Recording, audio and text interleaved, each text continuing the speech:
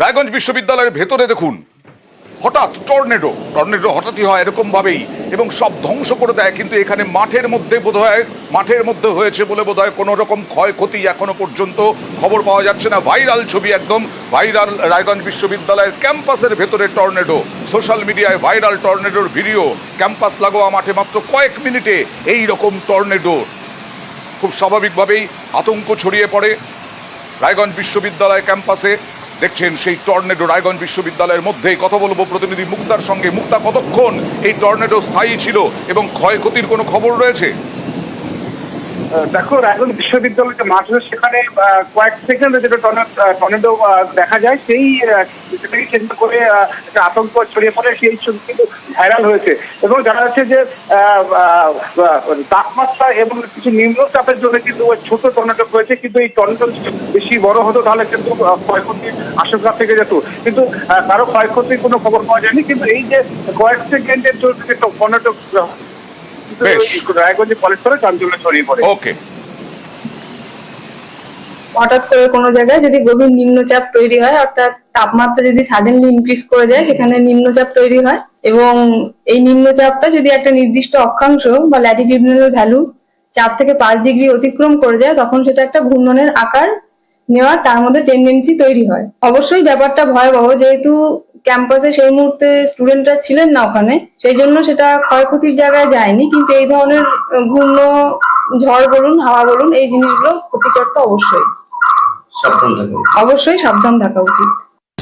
এবার বাগুইআটির মন্দিরে চুরির ঘটনায় যাব। এই প্রতিমার গয়না চুরি হয়ে গিয়েছিল, সেই চুরির ঘটনার কিনারা করলো পুলিশ। বাগুইআটির মন্দিরে যে চুরির ঘটনা, কয়েক লক্ষ টাকার গয়না চুরি হয়ে গিয়েছিল বাগুইআটিতে। বাগুইআটির মন্দিরে প্রতিমার গয়না চুরি, মূল অভিযুক্ত সহ 2 জন গ্রেফতার। উদ্ধার চুরি যাওয়া এই সোনার গয়না। 23 ফেব্রুয়ারি রাতে মন্দিরে চুরি হয়। তারপরে দুষ্কৃতীরা কোথায় কোথায় যায়, কিভাবে কিনারা করলো পুলিশ, কথা বলবো প্রতিনিধি অমিতের সঙ্গে। অমিত, দেখো, একজন মাত্র দুষ্কৃতী বা মূল যে চোর, সে হচ্ছে রাজেশ দে।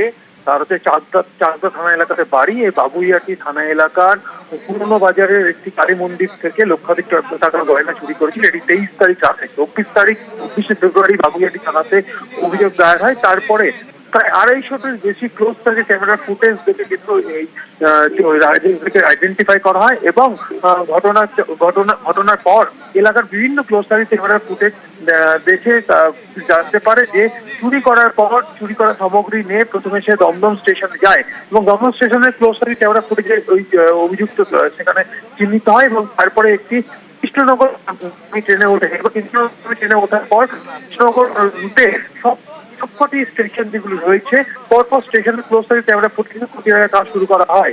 এরপরে অভিযুক্তকে লোকাল ট্রেনে তিনি বসে রয়েছেন স্টেশনে। এরপরই শুরু হয় ব্যক্তির খোঁজ এবং পরবর্তী সময় মদন স্টেশনের একটি দেখা যায়। এরপরই খোঁজ করা হয় এবং রানাঘাট পুলিশ ডিস্ট্রিক্টের সাহায্য নিয়ে এই ব্যক্তিকে আইডেন্টিফাই করা হয়। রাজেশকে গ্রেপ্তার করা হয়েছে এবং রাজেশ যে যার গাড়ি গয়নাগুলো বিক্রি করেছে তাকেও গ্রেপ্তার করা হয়েছে বাগুইআটি থানার তরফে। বেশ।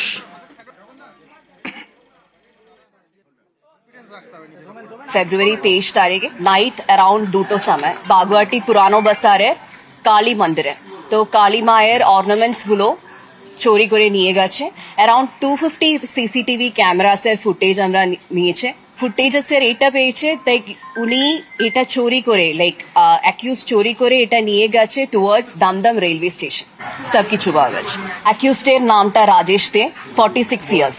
অ্যাকিউজড একজনই অ্যারেস্ট হয়েছে। উনি 2012 থেকে একটা সিরিয়াল অফেন্ডার। 2012 থেকে ক্যালকাটা পুলিশের ওখানে 5গুলো কেসেস আছে, লেকটাউন পিএস এর একটা কেস আছে। পরপর উনি চুরি কেসেস করছে। যখন ও চুরি কেসেস করছে অ্যারেস্ট হয়ে গেছে, তারপরে বেইলে চলে আসছে আবার কেস। নদিয়ার খবরে চলে যাব। রাষ্ট্রায়ত্ত ব্যাংকে চুরির চেষ্টা, সিসি ক্যামেরা ফুটেজে ধরা পড়ল সেই ছবি। রাষ্ট্রায়ত্ত ব্যাংকে সিঁড়ি দিয়ে উঠল চোর। ব্যাংকের সিঁড়ি গেট ভেঙে ঢোকে চোর, তবে ব্যাংকের মেন গেট ভাঙতে পারেনি। চাপড়ার ঘটনা। সিসি ক্যামেরার ফুটেজে চোরের কীর্তি। কথা বলবো প্রতিনিধি সমীরের সঙ্গে। তারপর কি হলো? সমীর, দেখো অনন্ত, এখনো পর্যন্ত এই চোরকে ধরতে পারেনি পুলিশ। আচ্ছা। তবে গতকাল রাত 10:30 নাগাদ ওই চোর ওই এলাকায় ঢোকে এবং চাপটার বরন্দুলিয়ার ঠিক কৃষ্ণনগর করিমপুর রাজ্য সড়কের পাশে রয়েছে একটা রাস্তাগত ব্যাংক এবং ব্যাংকের ঠিক নিচে রয়েছে একটা বিল্ডিং মেটেরিয়ালসের দোকান। প্রথমে সেই দোকানের জানলা ভেঙে সেই দোকানের মধ্যে ঢোকে, সেই লুটপাট চালায়, যে টাকা পয়সা চুরি করে। এরপর ওই ব্যাংকে ঢোকার মুখে যে সিঁড়ি রয়েছে সেই সিঁড়ির গেটের তালা ভাঙে এবং সেটা উপরে উঠে যায়। কিন্তু উপরে উঠে গিয়ে যখন ব্যাংকের যে গেট রয়েছে সেটা খুব শক্ত, তা ভাঙতে না পেরে আবার নিচে ফিরে আসে এবং ফিরে এসে রাস্তার অপর পারে আরো একটি দোকানে এবং তেলকলে এবং এর পাশাপাশি একটি পাটের মিলেও কিন্তু পাটের গোদামে চুরি করে এবং চুরি করার পরে সে চম্পট দেয়। তাই 4 ঘন্টা ধরে এই অপারেশন চলে, কিন্তু পুলিশের সেখানে দেখা মেলেনি। অর্থাৎ পুলিশ এখনো গ্রেফতার করতে, পাকড়াও করতে পারেনি চোরকে।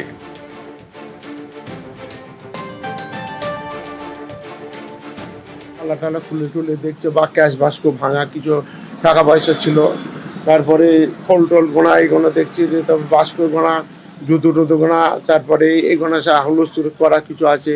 ব্যাংকের তালা ভেঙেছে, ব্যাংকের উপরে উঠতে পারেনি। এখানে মোট হয়েছে 1, 2, 3 জায়গায় হয়েছে। ভয় তো লাগছে, আমরা যদি এইভাবে ভয়টাই হয় তাহলে কি করে ব্যবসা করব। পাশে একটা পাটের কাজ করে এরকম একটা গোডাউন ছিল, সেখানেও ঢুকেছে, তার ক্যাশ বাক্সটা নিয়ে চলে গিয়েছে।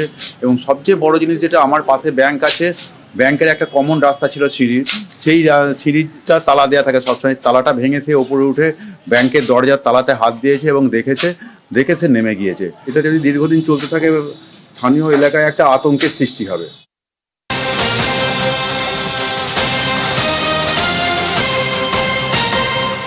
এর আগেই আপনাদের দেখিয়েছিলাম বারুইপুরে শুভেন্দু অধিকারীর কর্মসূচি ঘিরে উত্তাপ বাড়ছে, আর এদিকে বিজেপি কর্মী সমর্থকরা ওই কর্মসূচিতে যোগ দিতে যাওয়ার সময় তৃণমূল কংগ্রেসের কর্মী সমর্থকদের স্লোগান, গো ব্যাক স্লোগান, কালো পতাকা, দেখুন সেই ছবি, আর বিরাট পুলিশ বাহিনী।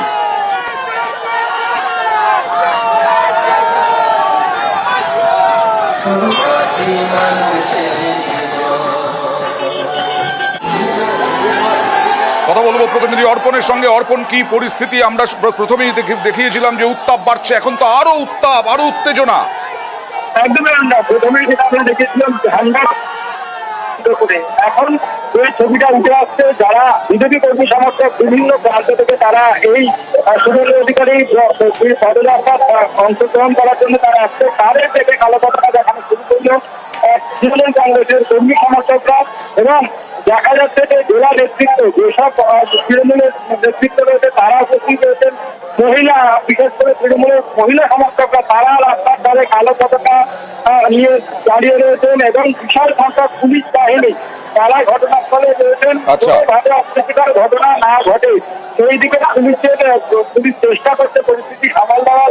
তবে এই মুহূর্তে বলা যেতে পারে যে কয়েক হাজার তৃণমূল কর্মী সমর্থক তারা কালো পতাকা হাতে, কয়েক হাজার তৃণমূল কর্মী, তৃণমূল সমর্থক তারা রাস্তার দুপাশে দাঁড়িয়ে আপনারা দেখছেন কালো পতাকা, স্লোগান, বিজেপি কর্মী সমর্থকদের উদ্দেশ্যে গাড়ি লক্ষ্য করে। আর বিজেপি কর্মীরা তারা এই মুহূর্তে শুভেন্দু অধিকারীর কর্মসূচিতে যাচ্ছেন। শুভেন্দু অধিকারী আর কিছুক্ষণের মধ্যে পৌঁছবে, আমরা এই খবরেই থাকবো।